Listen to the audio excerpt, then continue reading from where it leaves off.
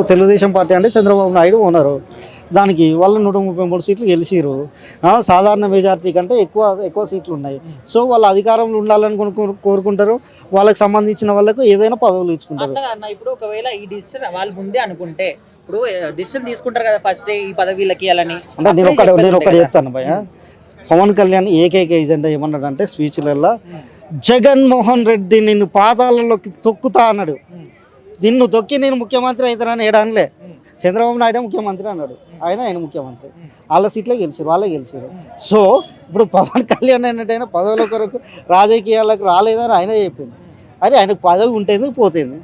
అంటే ఆయన ఇక్కడ కూడా కోరుకోవట్లే. ఇప్పుడు కొంతమంది టీడీపీలో ఉన్న ఆయన కోరుకోవట్లేదని మీరు కోరుకుంటున్నారా? టీడీపీలో ఉన్న వాళ్ళు కొంతమంది మాకు పవన్ కళ్యాణ్ వద్దు నారా లోకేష్ కావాలంటున్నారు. పవన్ కళ్యాణ్ వద్దలట్లే, మా నాయకుడిని మేము ఎస్టాబ్లిష్ చేసుకుంటాం. ఇప్పుడు డిప్యూటీ సీఎం పదవికి నారా నేను అట్లా అనట్లే. ఒక పార్టీ ఉన్నది. ఇప్పుడు మీ ఇంట్లో ఉన్నారు భయ్య, నీకు పెళ్ళయింది. నీకు పెళ్ళైన తర్వాత నీకు ఆస్తులు ఉంటాయి. నీ ఆస్తులకు ఓనర్ని నీ కొడుకుని చేయాలనుకుంటావా, లేకపోతే పక్కనోడు నీకు సహాయం చేసిందని పక్కనే తీసుకొచ్చి చేస్తావా? మనకే అనుకుంటాం మరి కదా చేస్తుంది చంద్రబాబు నాయుడు, లేకపోతే వాళ్ళకి ఆడారు. దాని గురించి మనం మాట్లాడలేదు. వాళ్ళు అనుకుంటున్నారు ఓకే, కాకపోతే డిప్యూటీ సీఎం పదవికి నారా లోకేష్ ఎలిజిబుల్. అంటే ఎలిజిబుల్ అంటే ఇప్పుడు డిప్యూటీ సీఎం కావాలంటే ఏంది జనరల్గా రాజ్యాంగం ప్రకారం ఆయన ఎమ్మెల్యే కాకుండా లేదు, ఎమ్మెల్సీ కాకుండా లేదు. ఫస్ట్ 6 నెలల వరకు ఆయన ఏది డిప్యూటీ సీఎం చేయొచ్చు, ముఖ్యమంత్రిని కూడా చేయొచ్చు. కానీ 6 నెలల తర్వాత ఆయన ఎమ్మెల్సీ అయినా ఎలక్ట్ కావాలి, లేకపోతే ఎమ్మెల్యే అయినా ఎలక్ట్ కావాలి. కానీ ఆల్రెడీ లోకేష్ బాబు ఎమ్మెల్యే గెలిచి ఉన్నాడు. ఆయన డిప్యూటీ ఇప్పుడు ఆల్రెడీ మినిస్టర్. ఇంకో విషయం చెప్పాలంటే ఏంటంటే ఈ మినిస్టర్స్ ఏదైతే ఉన్నదో మంత్రులలో ముఖ్యమంత్రి అనేది ఒక ప్రత్యేకమైన అధికారాలు ఉండేటువంటి పదవి. ఈ పోర్టుపోలియో మిగతా పోర్టుపోలియో ఏదైతే ఉంటుందో మంత్రులు ఉంటారో అందరూ సమానమే. ఇప్పుడు ఈయనకు డిప్యూటీ ఇచ్చినంత మాత్రాన దానికి అడిషనల్ పవర్స్ ఏమంటారు? రేపు పేరైందో జనాలలో ఏదో ముఖ్యమంత్రి తర్వాత ఈయన అని అంటే ఎస్టాబ్లిష్ చేసుకోవడానికి ఉపయోగపడుతుంది. సో ఇప్పుడు లోకేష్ ఆల్రెడీ పవన్ కళ్యాణ్ లోకేష్ ఇద్దరు సేమ్ యాక్చువల్లీ.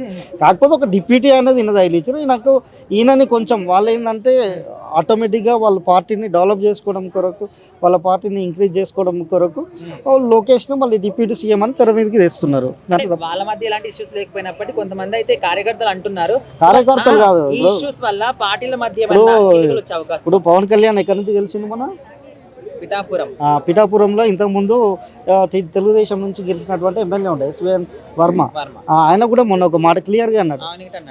ఇప్పుడు పవన్ కళ్యాణ్ ఏడికి వెళ్ళినా ముఖ్యమంత్రి అంటారు. ఇప్పుడు జగన్మోహన్ రెడ్డి ఏడికి వెళ్ళినా ముఖ్యమంత్రి అంటారు. ఇప్పుడు లోకేష్ బాబును కూడా తెలుగుదేశం కార్యకర్తలు డిప్యూటీ సీఎం అంటే తప్పేంది అన్నాడు. లాజికే కదా, అట్లా తప్పు అనిపించింది అనేది తప్పలేదు. ఓకే, కానీ ఈ ఇష్యూస్ వల్ల పార్టీల మధ్య చీలికలు వచ్చే అవకాశం ఉంది. వస్తే ఏమవుతుంది? ఇప్పుడు వాళ్ళే బాగుపడతారు. ఇప్పుడు పవన్ కళ్యాణ్ ఎప్పుడైనా ఒక పార్టీ ఎదుగుతుందంటే ఇంకో పార్టీకి ముప్పై కదా. ఇప్పుడు వైసీపీ అనేది ఆల్మోస్ట్ అక్కడ ఇప్పుడు అయితే ఎక్కువ సీట్లు గెలవలేదు. సో నెక్స్ట్ వీళ్ళకు already alternate opposition YCP party ఉంది. ఇప్పుడు జనరల్గా జనసేన పార్టీ కూడా అట్లనే డెవలప్ అయింది అనుకో, వీళ్ళకి ఇంకొక బల్లాన్ని తెచ్చుకోవడం అవుతుంది. దాన్ని తుంపాలనే చూస్తారు, ఆ పార్టీని లేకుండా చేయాలనే చూస్తారు. దానికి తప్పే ఉన్నది. పవన్ కళ్యాణ్ చేయాల్సింది ఏంటంటే ఆయన డిప్యూటీ వాళ్ళకి ఇచ్చినా వీళ్ళకి ఇచ్చినా ఈయనకున్నటువంటి కార్యకర్తల బలంతో తన పార్టీని సంస్థాగతంగా డెవలప్ చేసుకోవాలి. చేసుకున్న తర్వాత నాకు ఏం చేయలేడు ఇక పవన్ కళ్యాణ్. లోకేష్కి ఇచ్చిన ఏం కాదు, లోకేష్ కొడుకు ఇచ్చినా అయ్యేదే ఉండదు. ఈయన పార్టీ స్ట్రాంగ్గా ఉంటుంది. నీ పార్టీ స్ట్రాంగ్గా లేకుండా నువ్వు వాళ్ళని చేయొద్దు, వీళ్ళని చేయొద్దు, ఆయనకు పదవులు ఇవ్వద్దు అనే పార్టీ వీళ్ళకి ఆ రైట్ లేదు కదా. నీ పార్టీని నువ్వు డెవలప్ చేసుకో, నీ క్యాండిడేట్ డెవలప్ చేసుకో, నీకు క్యాండిడేట్ని నిలబెట్టు బూత్ లెవెల్లో. నేను ఎవరు అడ్డుకోరు కదా, తెలుగుదేశంలో అడ్డుకుంటారా? అడ్డుకోరు కదా. అంటే పవన్ కళ్యాణ్ గారు లేకపోతే అసలు ఈ కూటమి ప్రభుత్వం ఏర్పడదా? 100% ఏర్పడు. ఇప్పుడు జగన్మోహన్ రెడ్డి లాస్ట్ టైం 151 సీట్లు గెలిచాడు భయ. పవన్ కళ్యాణ్ అన్న పొత్తుందా వాళ్ళకు? పొత్తుందా? 170 150 ఇక్కడ గెలిచిండు జగన్మోహన్ రెడ్డి అన్న. పవన్ కళ్యాణ్ పొత్తుతో గెలిచిండు. వాళ్ళు జనాలు దింపాలనుకున్నారు, దింపారు.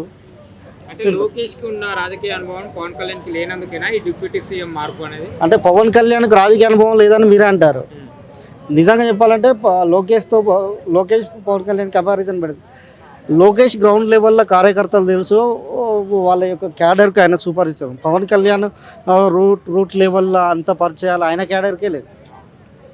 సో వాళ్ళు అల్టిమేట్గా వాళ్ళ పార్టీని వాళ్ళు డెవలప్ చేసుకోవాలనుకుంటారు. నమస్తే అన్న. అన్న నమస్తే. ఇప్పుడు ఏపీలో డిప్యూటీ సీఎం విషయంలో పెద్ద రచ్చ జరుగుతుంది. అవును. నారా లోకేష్ డిప్యూటీ సీఎం కావాలని కొంతమంది టీడీపీలో ఉన్న నేతలు అంటున్నారు.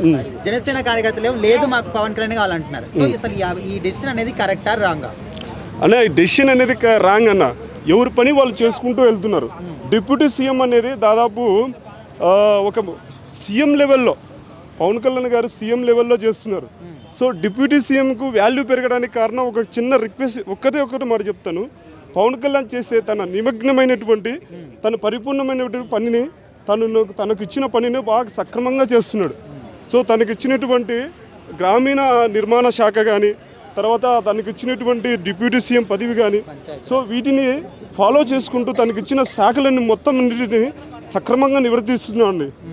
సో తనకు తాను పని చేసుకుంటూ ముందుకెళ్తున్నాడు. సో ఇప్పుడు నారా లోకేష్కి ఇచ్చారనుకోండి, నారా లోకేష్ అయినా పని చేయాల్సిందే. సో పని చేయాల్సింది ఏంటండి, ఎవరి పని వాళ్ళు చేయాలి.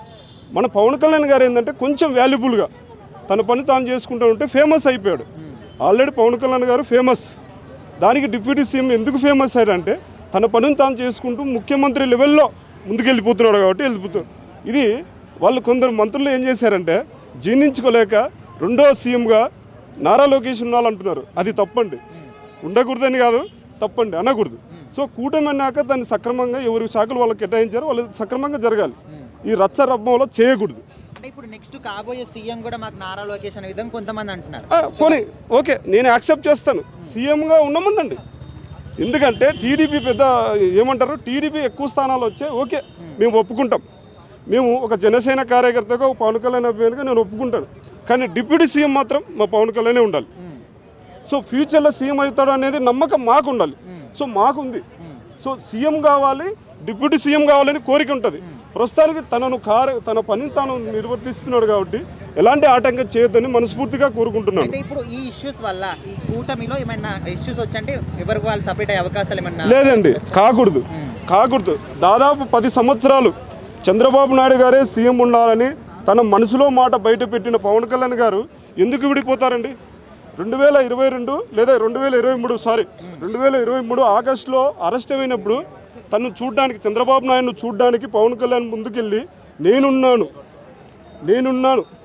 నేను ముందుకెళ్తున్నాను, టీడీపీతో కలిసి నేను ముందుకెళ్తున్నాను, నా కార్యాచరణను నా మాటను మీరు అభిమానించి నన్ను మీ అభిమాన గుండెలో పెట్టుకున్నారు కాబట్టి నేను టీడీపీతో కలిసి ముందుకెళ్తున్నారు, నన్ను ఆదరించనని చెప్పి పవన్ కళ్యాణ్ గారు టీడీపీలో కలిసారే తప్ప ఏదో స్వార్థం కోసం కలిసలేదు. ఒకవేళ ఇప్పుడు ఈ ఇష్యూస్ వల్ల జనసేన ఏమైనా సపరేట్ అయితే కూటమి ప్రభుత్వం పరిస్థితి ఏంటి?